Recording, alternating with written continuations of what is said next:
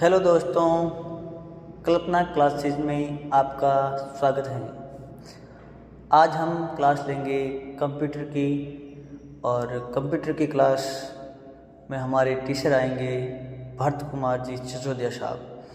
तो लीजिए कंप्यूटर की क्लास आप सबके सामने भरत कुमार जी के द्वारा। भरत सिसोदिया और मैं आपको एक कंप्यूटर सब्जेक्ट को स्टडी करवाऊंगा। कंप्यूटर सब्जेक्ट आज के युग में, ऐसा मानो आज के एग्जामों में, तमाम आगामी भर्तियों में उसकी एक अहम भूमिका रहती है। जैसे कि आप देख सकते हो, राजस्थान पुलिस, एलडीसी, यूडीसी और ऐसी तमाम गवर्नमेंट की वैकेंसीज होती है जिसमें कंप्यूटर अपनी एक अहम भूमिका निभाता है। सभी वैकेंसियों में कंप्यूटर के संबंधित आपको 7 से 8 क्वेश्चंस देखने को मिलते हैं। तो आप आज मैं इंट्रोडक्शन के तौर पे आज एक कंप्यूटर का सामान्य परिचय दूंगा, कृपया करके गौर फरमाइएगा।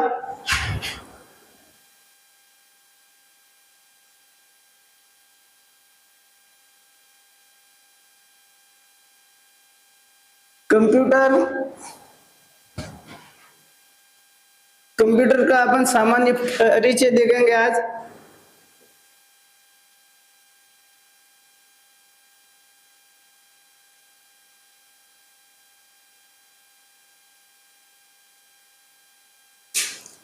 कंप्यूटर स्टार्टिंग में जो आज के युग में अपन जिस कंप्यूटर का यूज करते थे, एक्चुअली ऐसा कुछ कोई बात नहीं थी। ये तो समय के अनुसार भौतिक संसाधनों में परिवर्तन होता गया, इसीलिए आज अपन को ऐसा रूप दिखाई देता है। जिस प्रकार भी आज ये रूप दिखाई देता है ना, ऐसा कोई वास्तविकता में कोई कंप्यूटर था ही नहीं।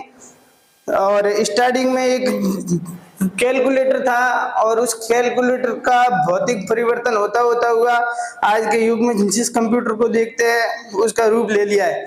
स्टार्टिंग में बात करें तो कंप्यूटर की उत्पत्ति की बात करें, अपन लिखेंगे सबसे पहला फैक्ट के उत्पत्ति की बात करें तो कंप्यूटर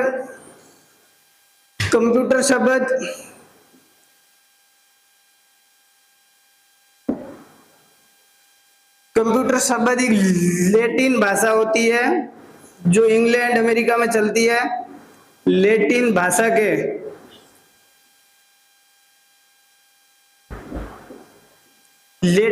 के कंप्यूट ओनली कंप्यूट से बना है, जिसका सामान्य अर्थ होता है गणना करना।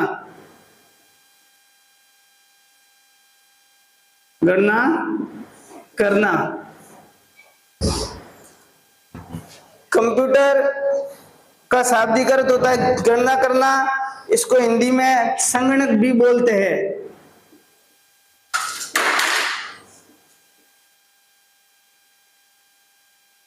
संगणक बोलते हैं। अब आप कहोगे कि सर ये स्टार्टिंग में इसकी उत्पत्ति किसने की थी? तो एक वैज्ञानिक हुए, खोजकर्ता हुए,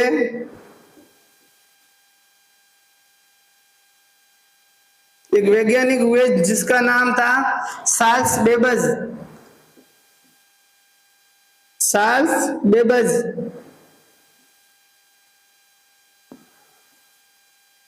एक वैज्ञानिक हुए जिसका नाम था चार्ल्स बेबज। ये चार्ल्स बेबज इंग्लैंड से आते थे। आप इसको लिख सकते हैं, ये इंग्लैंड से आते थे और इन्होंने सर्वप्रथम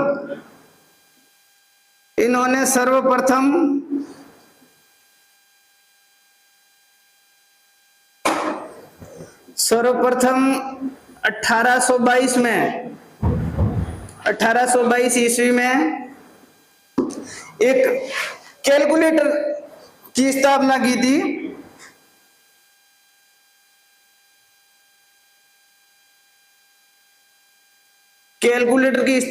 थी।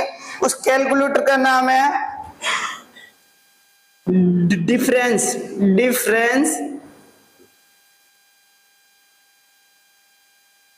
Difference engine.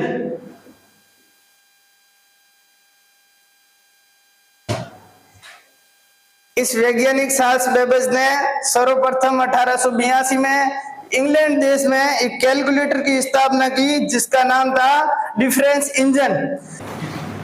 आज के एग्जाम में ऐसे सामान्य तौर पर पूछ लिया जाता है कि कंप्यूटर के फादर किसे कहते हैं, तो आप बता देना चार्ल्स बेबेज को कहते हैं। और ऐसा भी पूछा जाता है कि चार्ल्स बेबेज निम्न में से कहां से अपना स्थान रखते हैं, तो आप लिख देना कि इंग्लैंड से।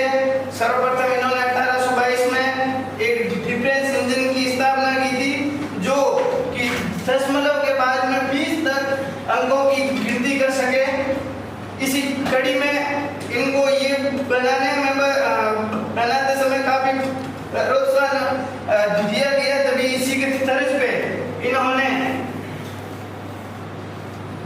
1843 में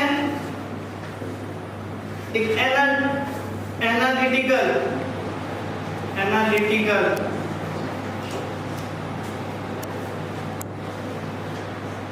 एनालिटिकल इंजन की भी स्थापना की थी।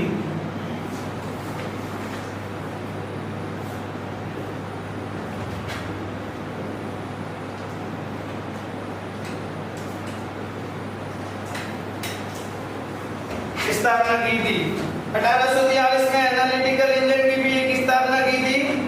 और इन सभी स्थिति को देखते हुए अपन आगे इसी कड़ी में आगे चलेंगे।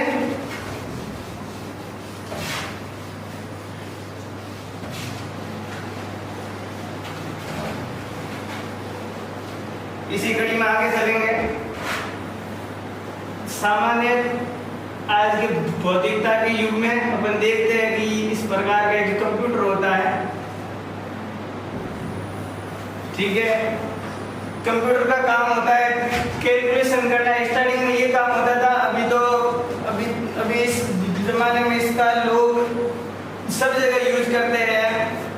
एंटरटेनमेंट में, मूवीज देखने में, सॉन्ग सुनने में, तमाम प्रकार की भौतिक क्रिया इस पर देखी या सुनी जाती है। ये काम इस प्रकार करते हैं कि मानव द्वारा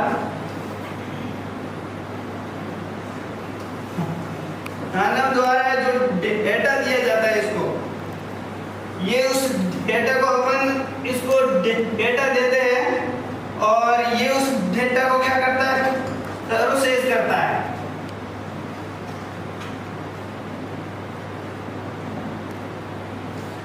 उस डेटा को प्रोसेस कर अपन को आउटपुट देता है।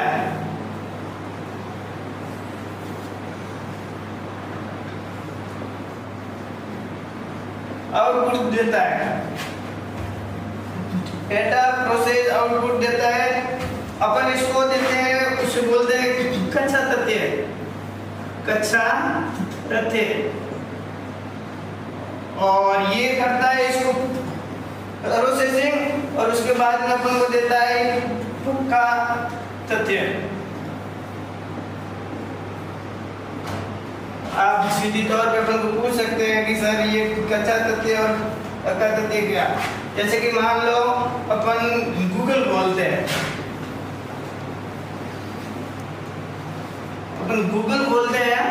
उस गूगल पे अपन सर्च के रूप में जैसे कि किसी का नाम लिखते हैं। जैसे कि मान लो अपन किसी का नाम लिखते हैं कि महात्मा गांधी, अपन ऐसे लिखते हैं, ऐसे ऐसे भी लिख सकते हैं और फिर गांधी ऐसा भी लिख सकते हैं। लेकिन ये जब अपन इसको देते हैं ना डाटा, तब इसको पता चल सकता है कि इसने जो लिखा है ना, ये आदमी ने अधूरा डाटा दिया है, अपन को कच्चा तथ्य दिया है। तब ये इसका ये प्रोसेस करके अपन को एकदम जो ओरिजिनल नाम होता है, वास्तविक नाम होता है, जो इंग्लिश की हिस्ट्री में जो भी ओरिजिनल होता है ना डाटा, वो अपन को देता है। ये फिर ऐसे लिखता है महात्मा,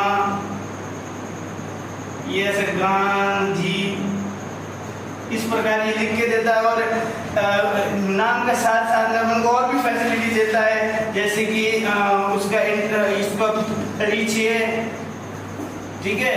और उसकी इमेज स्टोरी भी बोल सकते हैं, और उसकी इंफॉर्मेशन यानी कि सूचना। तो आप समझ सकते हो अपन ने सिर्फ इनको गूगल पे ओनली ये दिखा था महात्मा गांधी, वो भी कच्छ तथ्य के रूप में, यानी कि अधूरे अक्षर लिखे थे अपन ने। लेकिन इसने क्या किया, उसको सब पता है कि जिसने मुझे ये दिया है, जिसने मुझे ये लिखा है, उसको आधा अधूरा ज्ञान है, लेकिन फिर भी ये सबको इक्वल लेके चलता है। ये सबके साथ, किसी के साथ में भेदभाव नहीं करता है। अगर अनपढ़ आदमी भी थोड़ा बहुत ये दिखेगा तो भी उसको यही सूचनाएं मिलेंगी, और अच्छा खासा समझदार लिखा पढ़ा होशियार वो भी ये डाटा देगा तो उनको भी ये सूचनाएं देगी। तो कहने का तात्पर्य है कि ये किसी के साथ में भेदभाव नहीं करता, ये सबके लिए एक समान कार्य करता है। जैसा इसको डाटा दिया जाता है उसी रूप में ये कार्य करता है। इसी काम को आगे करते चलते हैं, इसी कड़ी को आगे लेके चलते हैं। इनका आज के युग में बहुत सारे योगदान होने के कारण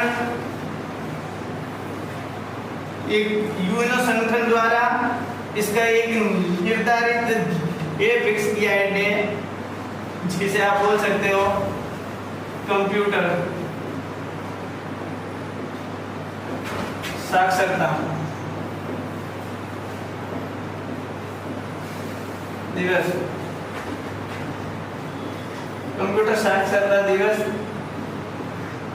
2 दिसंबर